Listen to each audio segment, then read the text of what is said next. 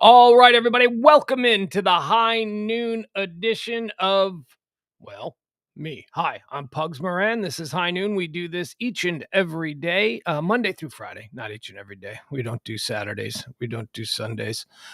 We do, however, jump in if there are big breaking news. So, if you want to follow the stream, if there's something big that's happening from time to time, I will jump in and do a special show. This is the first of two streams that we do every day here. Hold on, let me get the chat room. Where's the chat room? What the hell? Is there nobody? Let's hold on a second. Why is my chat not working? Oh boy. Huh. Sorry, give me a second here. I'm just trying to okay, let me get that set. Sorry, I'm running behind today. I actually, Byron is always angry at me because what is going on here?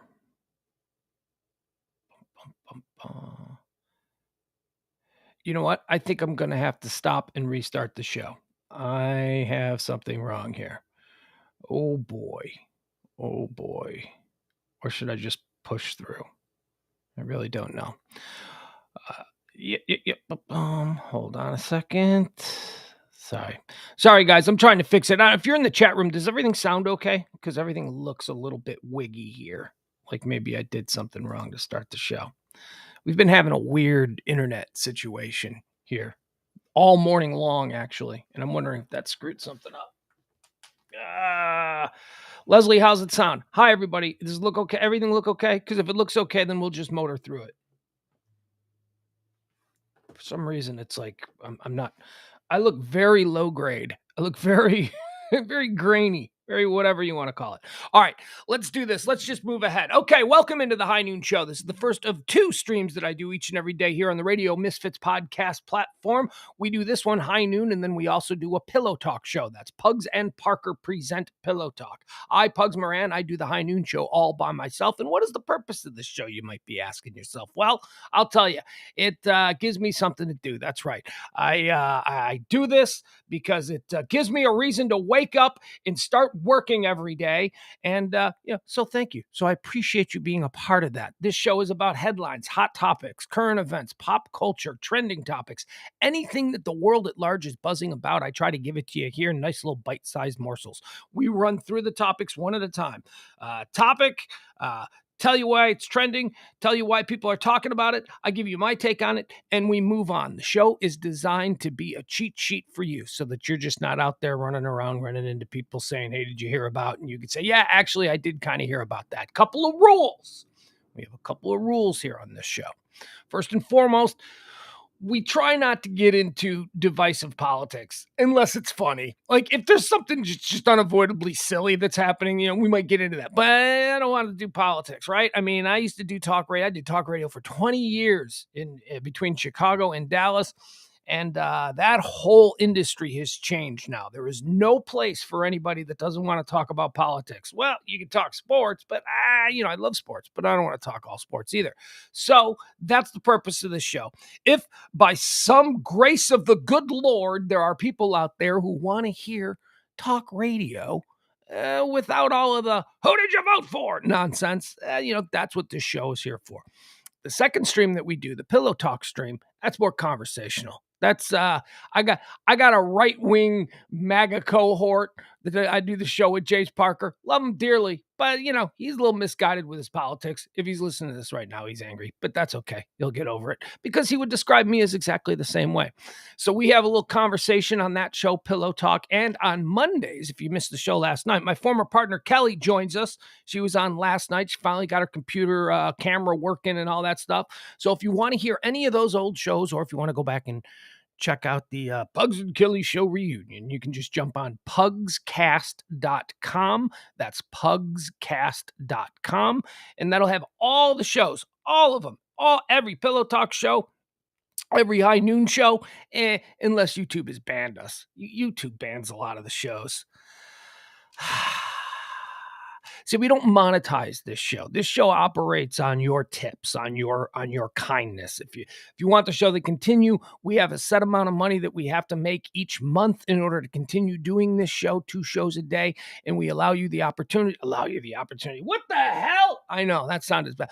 We ask that you patronize us with your tips. Just hit the tip jar. You can do the Cash App, you can do the Venmo, all of that kind of stuff. Coming up to the end of the month, and we didn't make it. Well, no, I shouldn't say that, because you know what? We have never not made it. We have never not made it. We have always eked by at the very end. So we're just a little behind the 8 ball this month. That's okay.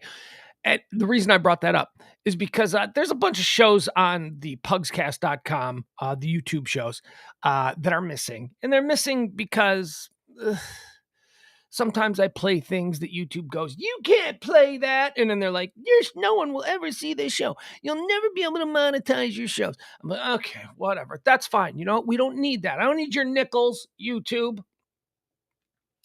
Got people who listen to the show who support the show, and we're very appreciative of that. Okay. All of that's out of the way. Let's get into what's happening today, shall we? Let's see. It's a big day. Oh my God, there was a whole bunch of stuff happening today. There's first of all, it's a beautiful day here in North Texas where we do the show. That's right. The show comes to you live from the Comfort Nest Guest Lounge high atop the 1%er compound in beautiful Highland Park, Texas. I am squatting in a rich man's property, and he allows me to do the show. So that's great. Here we go.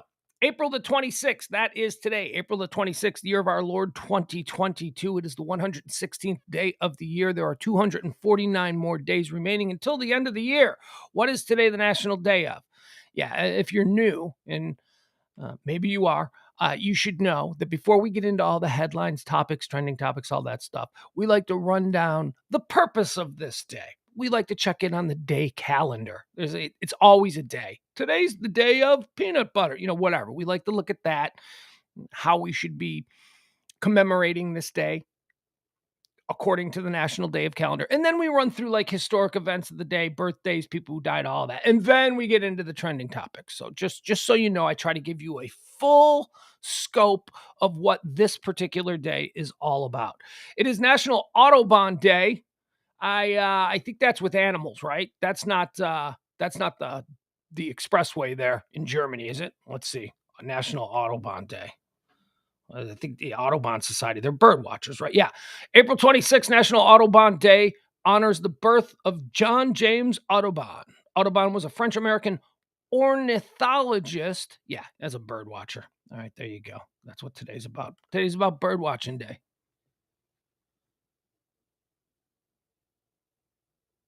There's a bird. Saw a bird. Check that off my list. It's National Dissertation Day. And I won't be going into a big dissertation on what National Dissertation Day is. National Help a Horse Day. How do you help a horse? It's National Kids and Pets Day. Oh, is there anything sweeter than kids and pets? It's National Pretzel Day. Do you like pretzels? I don't know, man. Everybody's like, if you're on a diet, the only snack food you should eat are pork rinds or pretzels. I'm like, really? Pretzels or pork rinds? Those aren't snacks. You know what I like? I like a big soft pretzel. I like an is it Auntie Anne's or is it Auntie Diane's? I don't know. I like the mall pretzels, with some mustard. That's good. But a bag of pretzels is like, bleh. No, thanks. It is National Richter Scale Day. National Richter Scale Day. I don't know. The Richter scale measures earthquakes, seismic events, that sort of thing. So celebrate Richter Scale Day.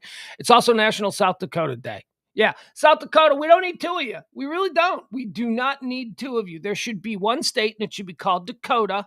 And you shouldn't have North Dakota and South Dakota, that territory shouldn't have 4 senators casting ridiculous rural votes in the United States. You should get 2 senators, North Dakota and South Dakota. We don't need 2. We do not need 2. Looking at you, West Virginia. Okay, so there you go. That's what today's national day is. National Day calendar. That's what it tells us. How about some historic events? On this day in 1777, Sybil Ludington's Ride. Are you guys familiar with Ludington's Ride? I don't know. A couple of years ago, I was watching some stuff on YouTube, and I ended up on this like documentary about Sybil Ludington and Ludington's Ride. We didn't learn this in school. Probably because she was a woman. I don't know why. Why wouldn't we know about this? It seemed like a pretty momentous thing. In 1777, Sybil Ludington, age 16, a 16-year-old girl, rode 40 miles to alert the American colonial forces to the approach of British regular forces. Yeah, she did a whole Paul Revere thing, but we know who Paul Revere is, but we've never heard of Sybil Ludington. I know I hadn't. Maybe you have. And if so, congrats. You're smarter than me. But, I found out about it. I watched YouTube. I fell into a YouTube hole and just started clicking on documentaries and clicking on things, and I learned about Sybil Ludington. It was on this day, Ludington's Ride. On this day in 1865, Union cavalry troops corner and shoot dead John Wilkes Booth, assassin of President Abraham Lincoln. This happened in Virginia. It was on this day. John Wilkes Booth ate a bullet. 1865. In 1860, sorry. And then nothing happened for virtually 120 years. There's just like nothing. There's like just stupid stuff. I mean, like the polio vaccine went into trials, in the 1950s. That was something. But 1986, the Chernobyl disaster occurred. Chernobyl's in the news today because it just released some stuff that said that the radiation levels at the Chernobyl disaster site are abnormal. You know what happened? The Russian troops, the first thing that they wanted to do, because they were concerned about world outrage. Okay, so if you were concerned about world outrage, you probably shouldn't have invaded Ukraine in the first place. But they thought the world would let that slide. They thought the world would be like, go ahead, take Ukraine. That was a miscalculation on Putin's part. But because of world outrage, one of the first things that they attempted to do, the invading Russian forces, was take control of the Chernobyl disaster site. They wanted to be able to reassure the rest of the globe that regardless of, what happened from this point forward, you guys don't have to worry about it. We've got it under control. Nobody's going to do nothing at Chernobyl. We are taking care of it, right? But what they ended up doing, it's called the Red Forest that surrounds Chernobyl. They caused like a huge problem because all of these tanks and tractors and trucks and all this stuff just rolled through the Red Forest, and it churned up all the soil, and all of the soil released this radiation that had been in the soil. So then, like in the opening days of the war, people were like, oh my God, the radiation levels are spiking at Chernobyl. And that's why they're saying, because all these trucks and everything that moved into the area, and they weren't just on roads, they were like in the forest, and they were churning up all the soil. And still today, Chernobyl is trending. Chernobyl is trending because irregular and abnormally high radiation levels are being reported in the Chernobyl region. And on this day, 1986, that whole thing started. 2018, American comedian Bill Cosby is convicted of sexual assault. Oh, yeah, he was going to die in prison. Remember that? Bill Cosby? Oh, what a fall from grace. Bill Cosby, America's dad. Turns out he's a date rapist. Turns out he's a serial date rapist, allegedly. I don't know. He went to prison, and people were like, he's going to die in prison. Nope. He got out. He's living back in his house in Philadelphia. Is he tweeting? No, is that OJ? At this point, boy, that can't be good for you. That is not good for Bill Cosby, that I confuse him with OJ and, the silly stuff that they do. He got out of prison because, I don't know, it was like some weird technicality. Yeah. Whatever. Yeah. Okay. Well, you know what? That reminds me. So, there's this new show on Netflix called, I don't know, it's new like this week or something. But my boy and I, we stumbled upon it last night when we were getting ready for bed, and we just he laid in my bed, and he's like, I want to watch this. I'm like, okay, all right, you can watch this. And we both fell asleep watching it. It's a John Wayne Gacy documentary. Like, this can't be good. You're going to bed. He's like, Dad, I'm 12. I don't get scared anymore. I'm like, all right. And to his credit, he didn't. He didn't get scared. He was just fascinated because I had told him, I'm like, this guy was the boogeyman when I was growing up. This was John Wayne Gacy was running around just a couple suburbs over from where I was, and boy, on the playground as a kid, John Wayne Gacy's gonna get you. I mean, so I've always been kind of obsessed with the Gacy story. And one of my first radio jobs was covering his execution when they killed him at Stateville. So, getting back to the Bill Cosby being released from prison, one of the first things that they cover in the John Wayne Gacy Netflix docuseries, and it's good. It is good. It is good. But again, I have this sort of youthful tethering to the story. So maybe if you're not all that interested in the Gacy story, it might not be as good. But I loved it. So one of the early things is about when he was living in Waterloo, Iowa in the 1960s, and he was sent to prison for 10 years. Gacy was sent to prison in 1968 for 10 years. Yeah, this was weird. For sodomy, right? Okay, so he goes to prison for 10 years for sodomy. Oh, God. And when they said the sodomy, I just felt like a sinking feeling in my stomach because I knew what was coming. My kid lifts his little head off the pillow. Little head. He's gigantic. He lifts his big pit bull head off the pillow and he turns to me and he goes, "Hey, Dad, what's sodomy?" Oh, God. Oh, jeez. I'm like, oh, God. How old are you now? It's like, I'm going to be 13 in a couple weeks. Okay, teenagers. So I had to I don't make stuff up. Like, here's the thing that I never do when he asks a question, because I want him to ask questions, because he's going to have questions about important things. So I never say, I don't know. I don't ever do that. So I always try to okay, so 13, he's going to be 13. How do I tell him what sodomy is? So here's what I come up with. And I thought I was pretty solid in this one. I go, sodomy is it's like a nasty kind of sex between two people that does, and this is where I nailed it, that doesn't create a baby. And he goes, okay. And he just laid his head back down. I was like, yeah. No, Jeff, I wasn't going to go, it's butt sex, son. It's oral copulation or butt sex. It's anything but traditional penis-vagina sex. No, I wasn't going to go into that. I just said it's sex between two people. I said nasty. I remember saying nasty. I go, it's a nasty kind of sex between two people that can't create a baby. And I haven't looked, you know what? Let's look at sodomy. Let me see. That's a good thing. Let me see what sodomy is. The actual definition of sodomy. Okay, here we go. Ooh, I should have said buggery. Here it is. Sodomy or buggery is generally anal or oral sex between people. Let's see here. Or sexual activity between a person and a non-human. Oh, we didn't need to go into that. But it may also mean any non-procreative sexual activity. There you go. Okay, so that's what I got. When I think of it, I think, yes, Jeff, I do think of the nasty, buggery version of sodomy, but I wasn't going to tell my 12-year-old that. I said it's nasty sex between people, but it's a kind of sex that you can't have a baby with. And he just kind of looked at me, and he processed it, and he was kind of falling asleep, and he just went, yeah, that's good enough. And he just put his head down. I was like, oh, thank God. Thank God. I was worried that the follow-up was going to be, I have a follow-up, Dad? Yes, you in the front row. What kind of sex doesn't create a baby? Oh, God. Then I'd have to, but he didn't. Either he got it, either he was like, yeah, okay, all right. Or he was just too tired to pursue this any further. So, but anyway, so John Gacy goes to jail for 10 years in 1968, which means he would have gotten out in 1978, which would have meant that he wouldn't have killed all of those kids. But John Wayne Gacy got out in like a year, like 18 months. He did like 18 months on a 10-year sentence. Ugh.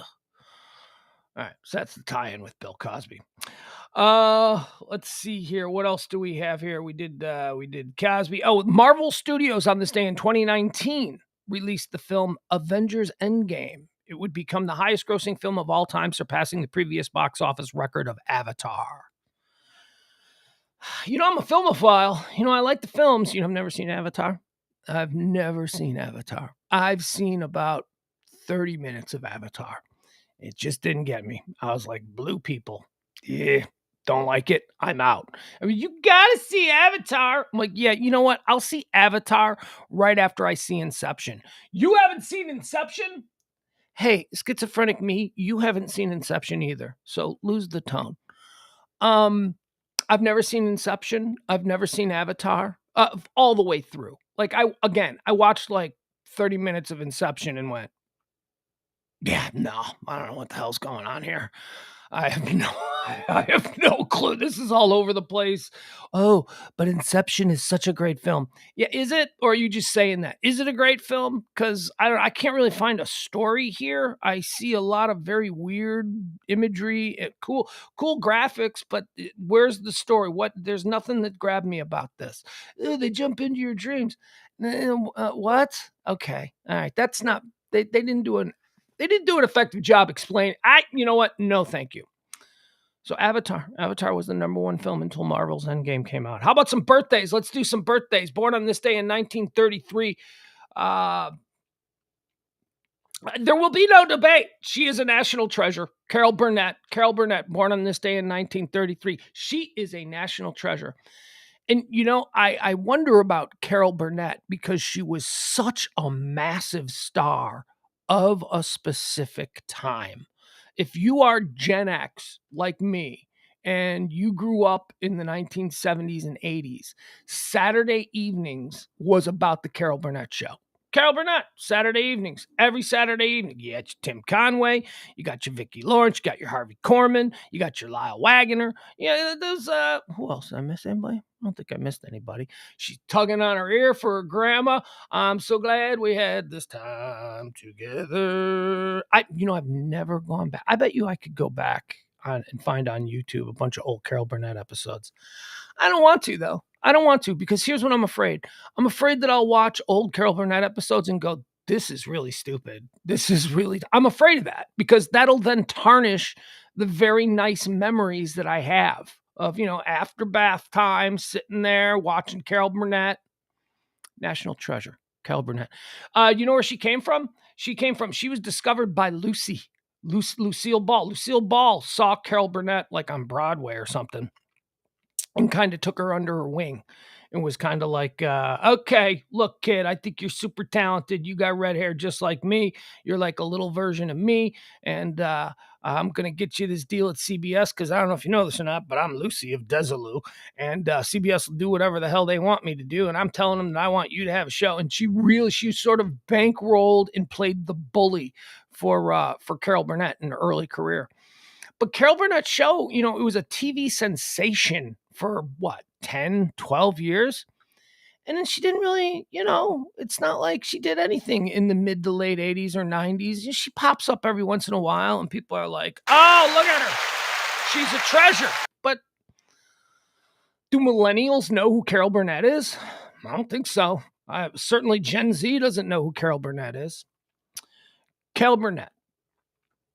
Little, what would you call that? I don't know. Carol, Lucille Ball's little, hey, Carol, which is interesting. And I'll tell you why it's interesting coming up in a few minutes. The Carol Burnett, Lucille Ball connection. Giancarlo Esposito, born on this day in 1958. Giancarlo Esposito. Who's Giancarlo Esposito? Gus Fring. Come on. Gus Fring from Breaking Bad. Gus Fring from Better Call Saul. And I believe the first time I saw Giancarlo Esposito, he was a regular in Spike Lee's stable. He was an actor that Spike Lee always, I think, is Giancarlo Esposito the guy from Do the Right Thing who had the line, hey, Saul, how come you ain't got no brothers up on this wall? I think that's Gus Fring. I think that's Giancarlo Esposito. Hey, Saul, How come you ain't got no brothers up on this wall? Remember, he was the black kid in the pizza place, and Saul ran the Italian pizza place in the black neighborhood, and all the pictures on the wall were like of Italian Americans. And Giancarlo Esposito, he didn't understand why there were no like black people on the wall. Hey, Saul, how come there ain't no brothers on the wall? All right. Happy birthday, Giancarlo Esposito. Hey, Gen Xers, celebrating a couple of birthdays here. Gen X music fans, you should know it is Roger Taylor's birthday. Roger Taylor. Roger Taylor is, of course, the drummer from Duran Duran. Fun fact about Duran Duran, there are 3 Taylors in Duran Duran. You got your Roger Taylor, you got your John Taylor, and you got your Roger, John... your Seymour Taylor. There you go. That's Andy Taylor. You got your Andy Taylor, your John Taylor, and your Roger Taylor. You also got your Nick Rhodes and your Simon Le Bon. But of the 3 Taylors in the same band, not brothers. They're not brothers. They're not related. Not at all. That's how weird is that? I mean, you're in a band, you got 3 guys with the same last name. You're going to assume that they're somehow related. Happy birthday to you, Mr. Taylor. There you go. Drummer for Duran Duran. Also celebrating a birthday today. Duran Duran was like the first concert I ever went to on my own. I think I got dragged by my mom to a concert or two. Like I seem to remember Crystal Gale being a player in like the first concert, but I can't. And that was like at a Six Flags. It's like, going to see Crystal Gale at Six Flags. And I was like, I don't know what this is about. I was like 6. I'm like, okay, whatever. So when I think about like, the first concert, I don't think it was Duran Duran, 7 in the Ragged Tiger Tour, 1983. That was the first concert that I remember going to. Now, one of the best concerts, not best, memorable. One of the most memorable concerts I ever went to is this band. Chris Mars is celebrating a birthday today. Chris Mars, born on this day in 1961. He is, of course, the drummer from the Replacements. Oh, I still love the Replacements. Replacements top 5 in my book. One of my favorite bands of all time. God, were the Replacements good. Now, why is the Replacements concert one of the most memorable? Because they broke up on stage at the show that we were at. Taste of Chicago, 93 maybe, 92, I don't know, somewhere in there. Taste of Chicago, sweltering, 4th of July. It's like 1,000 degrees there on the lake. Everybody's wanting to see the Replacements. They're headlining the big show, the big WXRT show. Replacements come out, had to sit through NRBQ. You know what NRBQ is? Ugh. Had to sit through NRBQ. And then the Replacements come out, and it's like, yeah, Replacements. And then they played for like, I don't know, maybe 45 minutes, and you could tell like they were arguing on stage, and like Paul Westerberg was like, like stuff like that. Wait, hold on. Did I say, hold on a second. Wait a second. I just realized something. Hold on. Oh, never mind. All right. So then on the car ride home, we're listening to WXRT, the radio station that put on the concert, and they're like, we're pretty sure the Replacements just broke up. We're pretty sure that they just broke up live on our stage. We're like, oh, that's cool. We were at that show. I was at the last. Well, they probably played again. They probably got back together for some, I don't know, Minneapolis fundraiser or something. But I don't know. As far as I'm concerned, that's why that was one of the most memorable shows. Also celebrating birthdays today, born in 1963, Beef Wennington. That's right, Big Bill Wennington, center for those Bulls championship games, and a fantastic play-by-play guy. Bill Wennington is a really good NBA play-by-play guy. Happy birthday, Beef Wennington. Also born on this day in 1965, a guy that I don't get. Kevin James, the King of Queens. Kevin James, born on this day in 1965. I don't get the appeal. He's like kind of in there with Pete Davidson for me. Relatively amusing, but really, we're gonna make him a big star. We're of all the people that we're gonna make big stars, we're gonna make Kevin James a big star. All right. I mean, for me, King of Queens was a fine show, but it was all about Ben Stiller's dad and Leah Remini, Scientology girl. Kevin James wasn't really, carrying a big load on that show. But there you go. Happy birthday to you, Kevin James. You're sitting on a big pile of money. Born on this day in 1970. Boy, this really upsets me. I do not like the idea that there has been a first lady who is younger than me. Melania Trump celebrating a birthday today. Slovene American model, 47th First Lady of the United States, Melania Trump. The only first lady who I've seen totally naked. I don't know. That's kind of weird. Fun fact for you. I've seen a first lady naked, and so have you. Just Google it. Born on this day in 1970. Oh, is this crazy? Born on this day in 1970. T-Boz. T-Boz Watkins of the hip hop soul band. Were they hip hop? TLC? They weren't really hip hop. Were they? I mean, they were urban. They sang. I guess there were some hip hop influences there. Born on this day in 1970. Same day as Melania Trump. T-Boz. Here's what's weird about that. I probably haven't thought about TLC in years, right? TLC doesn't really cross my mind very much anymore. Yesterday was the day that Lisa Left Eye Lopez died. So we talked about TLC yesterday. Left Eye Lopez. Left Eye Lopez died yesterday. And today is her bandmate's birthday. Think about that. Hey, happy birthday, T-Boz. Your bandmate's dead. Oh my God. How awful is that?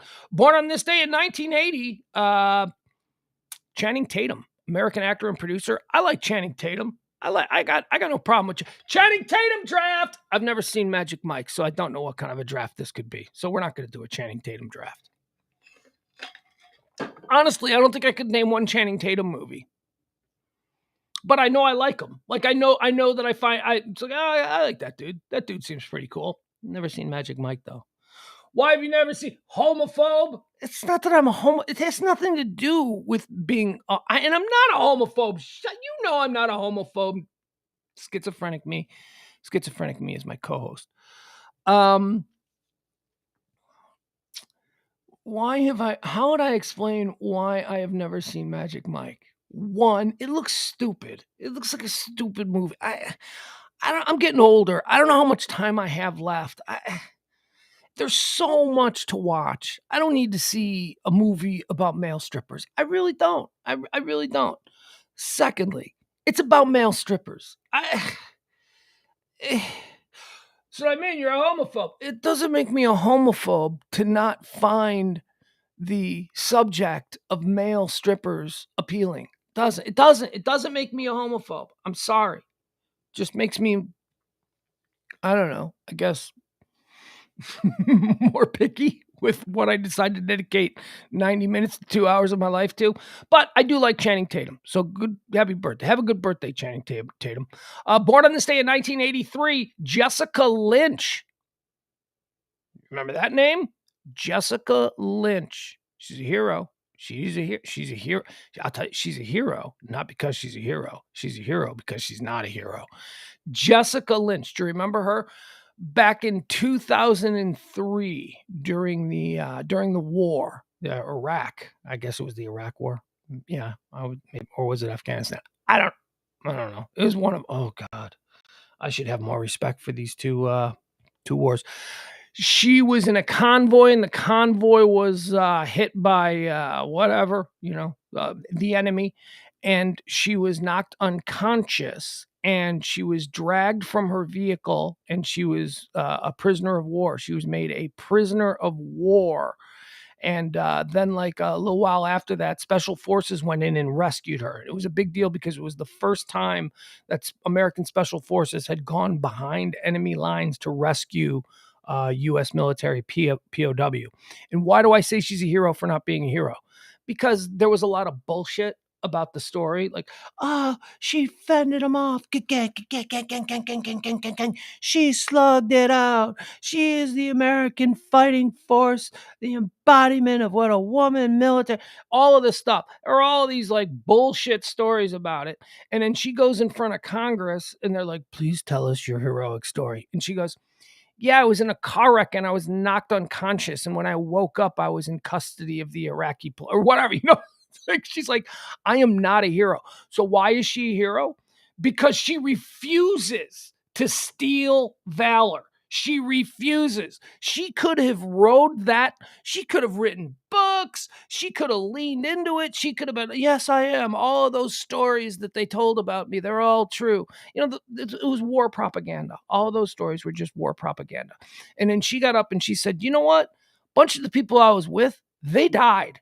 And I didn't really help them survive. I was knocked unconscious in a car accident. And while I was unconscious, I was taken by the enemy. So she never fired her gun. She's like, I never fired my gun. There were stories about her crawling through the dirt because she was out of bullets and taking the gun of another dead soldier and fending off the enemy. She's like, I never did that. I never even fired my gun. She's like, I was in a car wreck. Knocked me. So, you know what? Jessica Lynch is more of a hero for that because she refuses to steal valor. Good for her. Happy birthday, Jessica Lynch. Also born on this day in 1992, Aaron Judge, American baseball player. He looks like a horse, okay? New York Yankee slugger, Aaron Judge. Not a great baseball player, but one of the best hitters in the game. One of the, no. Don't say one of the best. He's not one of the best hitters. He is one of the most powerful hitters in the game. He strikes out a lot. I mean, he needs to be a little less greedy sometimes. And, but when this dude, Aaron Judge, he stands in there, he has this just equine sort of thing about him where he just looks like BoJack Horseman, right? Standing up there, he is huge. And when Aaron Judge gets a hold of a ball, I'll give you an example. So last year in Major League Baseball, of the 15 hardest hit balls with the highest exit velocity, of the 15 hardest hit balls in all of baseball last year, like 12 of them were Aaron Judge. 12. I think it was maybe 10 or something, but whatever. It was like a ridiculous. I mean, nobody hit. Aaron Judge is one of the only players in Major League Baseball who I will actually stop if I'm flipping through and there's a Yankees game on and he's coming up to bat. I will stop and I will watch his at bat. Because when he gets a hold of it, man, he's absolute thunder in that bat. All right, those are your birthdays for today. How about some deaths? Dead on this day in 1973. Irene Ryan. Who's Irene Ryan? Oh, who's Irene Ryan? Don't you mean Granny Clampett from the Beverly Hillbillies? Granny Clampett, Irene Ryan, died on this day in 1973. Died on this day in 1989. Now, this is an interesting one. Let's go back to today being Carol Burnett's birthday. It's Carol Burnett's birthday. Happy birthday, Carol Burnett. Your mentor is dead. Lucille Ball, who basically pushed Carol Burnett's career forward at CBS and got her the show and stood up for her and advocated for her and said, you have got to this girl has so much talent. You have got to support this girl. You got to give this girl a show. Lucille Ball did that for Carol Burnett. Today is Carol Burnett's birthday. It's also the day Lucille Ball died. Oh, happy birthday, Carol Burnett. Your mentor's dead. Isn't that weird? That's like the T-Boz thing. Happy birthday, T-Boz. Your bandmate Left Eye's dead. Oh, jeez. Goodness. Lucille Ball died on this day in 1989. Lucy's having a bit of a moment again because of that movie, Being the Ricardos, and then there's a really interesting documentary that Amy Poehler made on Amazon Prime about Lucy. Having a bit of a moment. She died on this day in 1989. Died on this day in 2013. And I chuckle because for whatever it's worth, this dude enjoyed his life. He created a lot of problems for a lot of people, but he seemed to have fun. Dead on this day in 2013, George Jones. That's right, the possum, George Jones, country music icon. And I'm going to say this with all due respect to George Possum Jones. One of the greatest train wreck human beings in the history of human beings being train wrecks. every time I hear about like some metal guy or some hip hop guy who is just incorrigible with their screw ups, and I always think, yeah, he's still no George Jones. George Jones set the bar pretty high for being a ne'er-do-well, for being somebody that just couldn't stay out of trouble. A couple of good George Jones stories. He tried to kill his best friend and songwriting partner because his best friend converted to religion. He got religion and stopped drinking. So George decided he was going to try and shoot him dead. He missed. Why? Because he was drunk. Because George Jones was drunk from the time he was like 8 years old until the day that he died. George Jones also famous for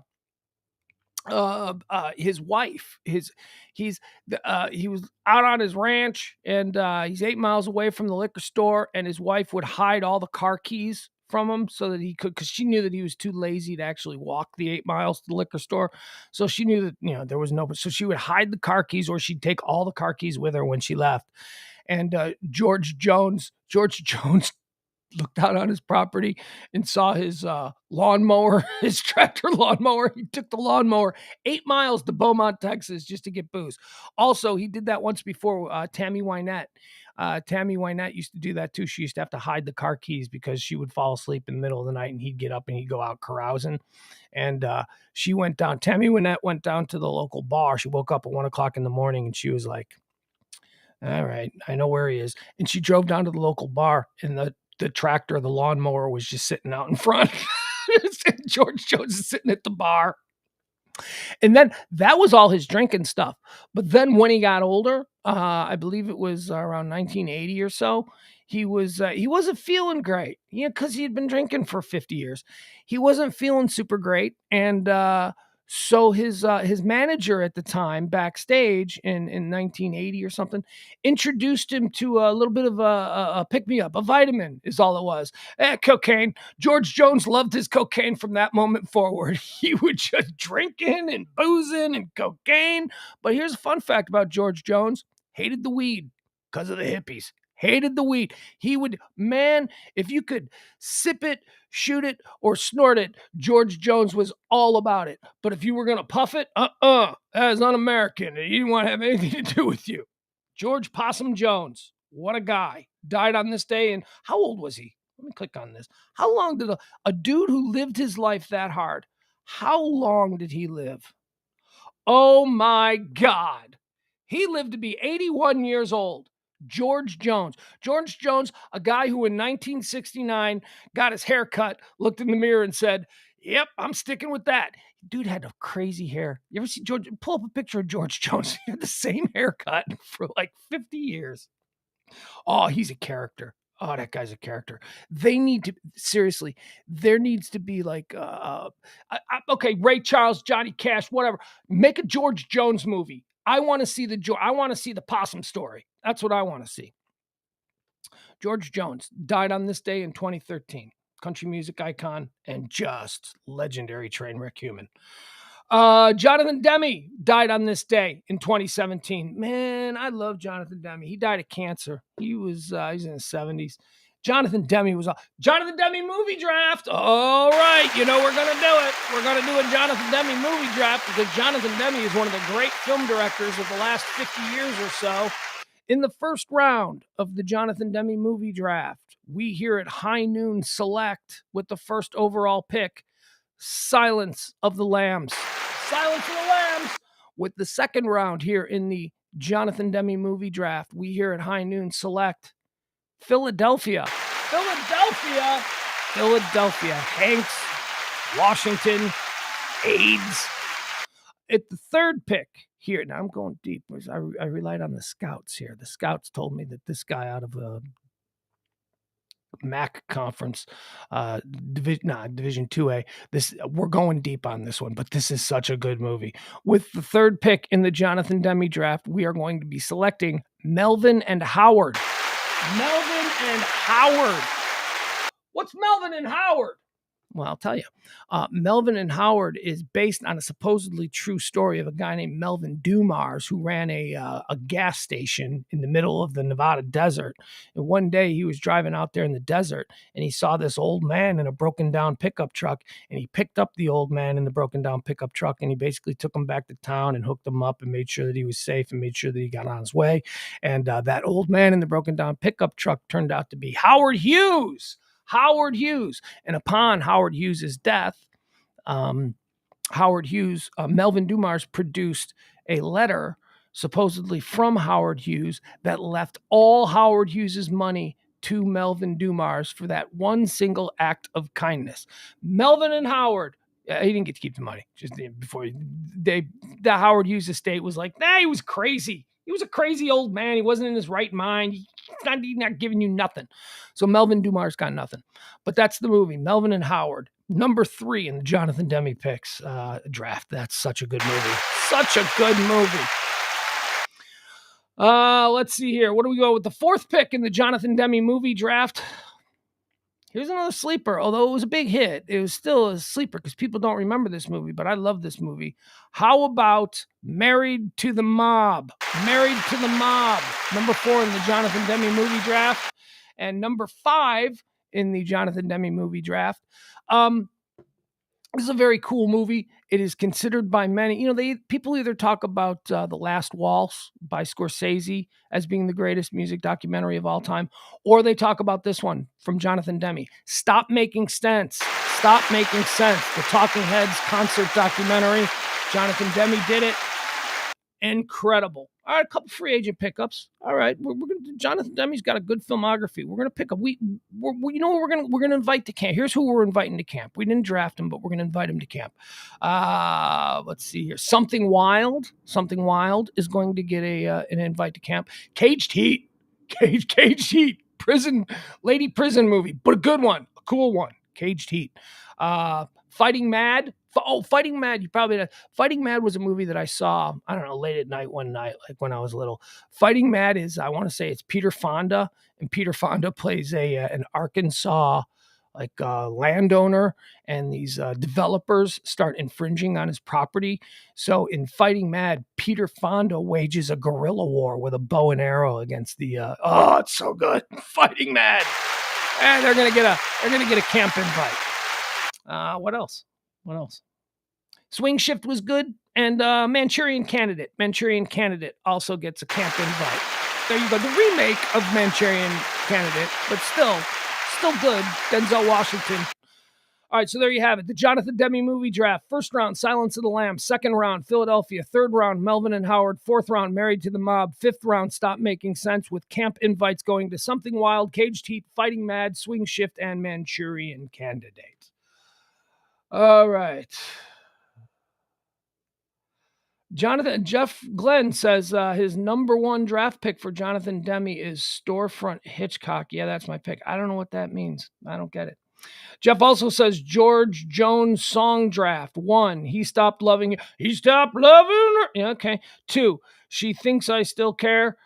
3, A Drunk Can't Be a Man. 4, Golden Ring. 5, We Didn't See a Thing, duet with Ray Charles. There you go. All right. There you go. I'll take it. I'm not as big on George Jones's discography. I'm familiar with his mugshots, with all his DUI arrests and charges for possession of blow and all that crazy stuff. All right, let's get into this things that are trending today.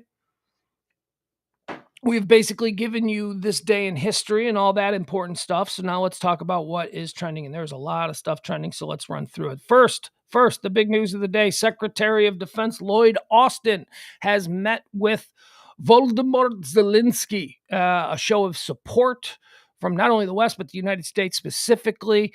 He gave his press conference as I was walking in here. I was watching, I guess that was a recording of it because I think it happened earlier. But he says, we are 100% in the camp of Zelensky and the Ukraine people, and they're encouraging all of the other governments of the world, certainly the NATO nations, to buck up, keep helping the Ukrainians.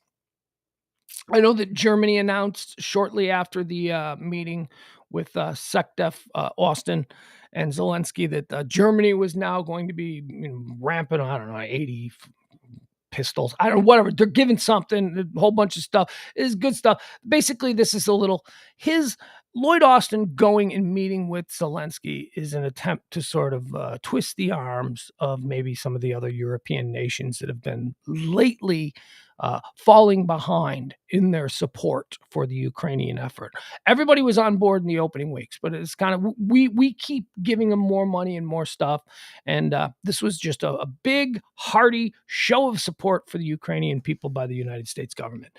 Elon Musk is also trending today. Why is Elon trending? Well, because it happened. It happened yesterday. He now owns Twitter. He's the Twitter guy. He owns Twitter. He overpaid for Twitter, and that's why they were like, okay, all right, fine, whatever. We don't really think that one man should have this much power, but if you're going to pay us, that money speaks, And yeah, so he paid. What did he pay? Like $56 a share, and Twitter rallied yesterday and closed at 54. So even after a big Twitter rally, it was only at 54, and he paid 56. So yeah. He overpaid by quite a bit. 46 billion, is that the number? I don't know. I've seen a couple of different numbers, but I think 46 billion is where that number is. Here's an interesting thing about Elon Musk, because we know that he's the world's richest man, and his estimated net worth is somewhere north of $250 billion. I learned this yesterday. I was just reading about some of the. He doesn't have $250 billion. That's his estimated worth. But all of that money, that's all tied up in like pledged contracts and Tesla and SpaceX and all. He's not that liquid. In fact, you're thinking, well, he's got $250 billion. He could just write a check for Twitter. No. He got Elon Musk. I think he put up like 20 billion of his own money, but then he went and got some like outside financing from some bank or something that said, yeah, okay, based on the fact that your entire wealth with all the things you own is worth 250, we'll back you in this. So there you go. Twitter agrees to Elon Musk's offer. And also, he's trending today because a tweet that he tweeted like 4 years ago, where just some rando on Twitter said, Elon, you should buy Twitter. And Elon responded, I don't know, how much is it? That resurfaced today, so people are like, haha, isn't that cute? It's not cute. It's not cute. Nobody, I'm in the camp that nobody should have that much power. And he does. He's taking it private. He's no longer going to be beholden to any kind of board or shareholders or anything like that. Twitter is now just going to be his little game. And if he wants to rule it like an emperor, like a dictator, that he can. And I don't know. You know what I'm doing after this show? I'm heading back to MySpace. That's where I'm going. You can find me on MySpace, people, because old Tom would never do anything that would cause me to be suspicious of his motives. Old Tom was a saint of a man. Okay. Leaving Twitter. Leaving Twitter is also trending. Oh, stop it, you bitches. I know I was just joking about leaving Twitter. I'm not leaving Twitter. I'm going to watch and see how this plays out. I ain't leaving Twitter. I'm leaving Twitter. You're leaving Twitter. Why? Because you're afraid of what might come. You coward. Get out. I don't want you. Anybody who is tweeting, I'm leaving Twitter. Good. Don't let the door hit you in the ass. I don't want you on Twitter because you're obviously one of these problem people who does nothing but gripe and moan. Twitter is for sharing funny memes and working out jokes. That's really what Twitter is for. Yeah, he's going to ruin this place, so I'm leaving. Oh, he's gonna, so you are. Okay, I think you're jumping the gun a little bit there. He isn't going to do anything yet, all right? Jack's back. Jack's back is trending. Jack of the Jack's back is referring to Jack Dorsey, the founder of Twitter, who stepped down as the CEO of the company, I don't know, not too long ago. He's crazy. Jack Dorsey is like crazy. He's got like one of those long ass weird beards, and he's a billionaire, and he does rock climbing, and he's all about crypto. Jack's back is because there is speculation that Elon Musk might lure Jack Dorsey back to running the day-to-day operations of Twitter because, and this does make sense. Elon Musk is not going to run the day-to-day of Twitter. He's got too much going on. That's a big full-time job. So there is some speculation that Elon Musk, in order to cool everybody out about Elon's going to be a dictator, that Elon might make the move and that Jack Dorsey might be amenable to. Jack Dorsey didn't like that he had to take all these orders from a bunch of, stockholders and all that. He didn't like the board. He didn't like that. So Jack Dorsey walked away. But Elon Musk taking it private and becoming just the sole proprietor, Jack Dorsey, he might be a little bit more comfortable with that, So, and Jack Dorsey, people complain about Twitter, but honestly, it's like when he ran it, people were happy with it. It was fine. So we'll see. But that's why Jack's back is trending. Bezos is trending. Why is Bezos trending? Jeff Bezos is trending because he trolled Elon a little bit. He put out a tweet. Jeff Bezos, the second richest man in the world. I love it when these guys go at each other, right? Makes me want to vomit. Jeff Bezos tweeted some concern that the Chinese government is now going to basically be running Twitter because Elon Musk is like super tied into the Chinese government, like the SpaceX, the Boring Company, Tesla, all the battery. Like he's is no other country. China contributes more. China gives them all the batteries, all the batteries that Tesla cars use and, the electrified technology and all that stuff. That's all Chinese stuff. So Jeff Bezos is just trying to screw with Musk a little bit by putting out there that, that's fine. Twitter's now going to be completely run by the Chinese government. So that's why Bezos is trending. That's fun. All right. How about this? Now let's get into something that we can all get into, something we can all relate to. Enough of these billionaires and their little dick measuring contests. How about Powerball? Yeah. Nobody won the Powerball. Big Powerball on Saturday. Big Powerball, I guess on Monday too. They do it Monday. I don't know. Whatever. The Powerball is, the next drawing is Wednesday. And it's up to like 400. It's going to be close to like $500 million, which surprisingly, and I didn't know this, it seems like I would have remembered this.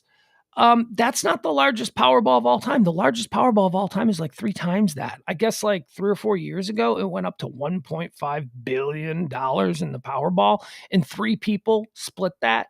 So that's like, after taxes and well, actually, I don't know. How does that work? I don't know. Still, 3 people shared $1.5 billion. So those people are super wealthy, but not even close to Bezos Musk wealth, right? So the new payout. What is the new payout if you take the cash? What's it going to be? I think it said $305 million is the estimate payout for cash if you are the single winner of Wednesday's Powerball. 300. Okay, so let's all just fantasize here. You people are going to get mad at me. This is people get. I have said this to people and friends and stuff, and they get mad. They get angry when I say this. Okay, so swear to God, swear on my son, who I love more than swear on my mother's health, who I love more than. I swear to God. Here, this is my plan if I were to win, okay, in this case, $300 million. So let's say it's $300 million. This would be my plan. And this angers people. Like when I tell my friends, we have these guys, no, you wouldn't. I'm like, yeah, I would. Okay, so here would be my plan. I would, if it's $300 million, I would take $50 million. Okay, so the calculus I'm using here is generational wealth for myself, my kid, and his kids. Okay, that's all I'm concerned about. I'm not concerned about 4 generations down. Whatever, they'll be fine. They'll be fine. At the very least, they'll come from money 3 generations removed, and they'll have at least a nice house and a decent. They'll be fine. Is my point. So I would keep $50 million for me, and then I would take that $250 million, give it all away. But no, don't. No, you wouldn't. Well, first of all, yes, I would, because here's the deal. $300 million, the whole money thing, I'm not even going to be one of the richest people in the world. So what's the point? Why am I trying to compete with people? $50 million would allow me and my kid and my kids' kids to do whatever the hell we want for the rest of our lives comfortably. Comfortably. And all right, if you're saying, well, with inflation, okay, fine. So maybe 100 million, whatever. But then I would take that other like 200 million. It would be my job. My job would be to go around and fix people's shit. Why would you do that? Well, because I like being nice. Because I imagine I could become extremely famous as like the guy that just goes around, and like gives people money. And it wouldn't be like I wouldn't give like $1 million away or anything like that. But I would I would start a reality show, and I would like call myself the billionaire, and we would take like stories out in the newspaper, and then I would just like show up at their house. It's like, oh, this family's house burned down and they didn't have insurance, blah, blah, blah. And I would just show up, and I'd be like with my cameras and all that, and I'd be like, hey, here you go, your new house. I'd be a god. People would love me. That's really all it's about. And also, when you have that much money, I don't need more. I honestly, $100 million, really? So you're telling me that my life could be drastically different, 100 million versus 200 million or 300? No, I can already do whatever the hell I want. I can have a nice house. I can have all my bills paid forever. I can have a garage filled with any car I want. Oh, what? I'm not going to have a fleet of private jets? I don't want to fly private. I fly first class. I've flown first class once. It's pretty nice. I don't need a private jet. I'll just fly. I like to be with the people. Powerball Wednesday. Big money. I would give it all away. Are you right now? Right now, I know that there are a couple of you just screaming at your streams, going, "You're lying! You wouldn't do that." No, I would. I totally would. Here's what I would do. All right, so cut from the top of that. Like, okay, so obviously, mom taken care of. Obviously, my kid taken care of. That's fine. That all comes out of my end. I would give 10 million just straight off the top. I'd give 10 million to sunglasses. I would give and for him and his kid, I would give 10 million to I would give 10 million to my buddy Aaron for him and his girls. I would give 10 million to Ed, my buddy Ed. And then that's it. That's it. I would carve that right off the top. But also, I'd like be a bank for them. Like if they needed more, I'd be like, yeah, come on, here's a debit card. You just take whatever you want, whenever you want. Because I trust those people. But all the rest, oh man, I would be a YouTube sensation. Just going around the country giving people checks. That'd be fun. That would be so much fun. You just my entire life, I would just be dealing in people's joy, people's happiness. Bathe me in it. Love me, bathe me in my benevolent kindness. Yes, it's an ego play, but what do you care? You're going to get some money out of it, maybe, possibly. I'd be big at Christmas too. I'd be so big at Christmas. Poor kids. I'd be like, who wants PlayStation 5s? Oh, it'd be great. You could buy a sports team. I don't want to buy a sports team. Now, this whole calculus might change if I had like $5 billion. Then I might buy a sports team. Who knows? It might change. But for like 300 million, that's life-changing money for me and my kid and my grandkid. That would be fine. What else is happening? Fidelity and Bitcoin are trending side by side. Fidelity and Bitcoin. Fidelity, the largest provider of 401k plans in the United States, said that it would start to allow its participants to put a slice of their retirement money into Bitcoin, if and only if their employers will allow it. So apparently that's a big deal. Apparently, having a 401k isn't risky enough with Wall Street doing all their nonsense. Apparently now they're going to make it even riskier. So any of you people out there that thinking you're going to ride this Bitcoin wave, let's check out Bitcoin. Let's see what's Bitcoin doing today. Let's see here. Bitcoin is Bitcoin. Mr. Popular. Bitcoin. Let's see what we got. Bitcoin is down 2.8% at the moment. What is a 1 day? What's the 1 day average? Yeah, it's down 2.79. So go ahead, rush off and get those 401ks converted into Bitcoin. You'll be working until your grave. I'm telling you.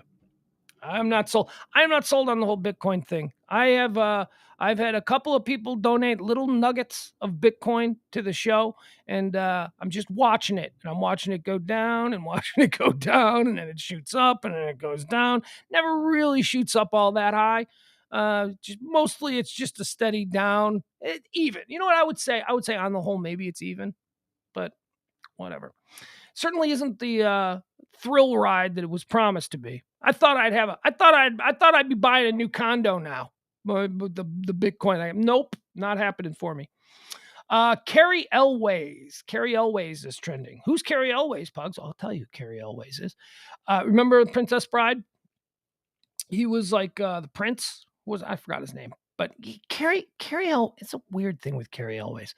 Carrie Elways, like, for a period of time in the 90s was like, he's going to be the next great actor. And he never really, I don't know. I guess he's done things. He's a working actor. He's been in a bunch of stuff, but it's, he certainly doesn't seem to have, you know what I'm saying? All right. So what is it? There was an issue loading this story. Oh, really? So no, I can't find the story. Oh, are you kidding me? I can't find the story. Doesn't matter. I don't need the story. Carrie Elways is trending because he got bit by a rattlesnake. Got bit by a rattlesnake. He was in his garden and he was gardening, and a rattlesnake jumped out of the bush and like bit him right in the hand, and his hand blew.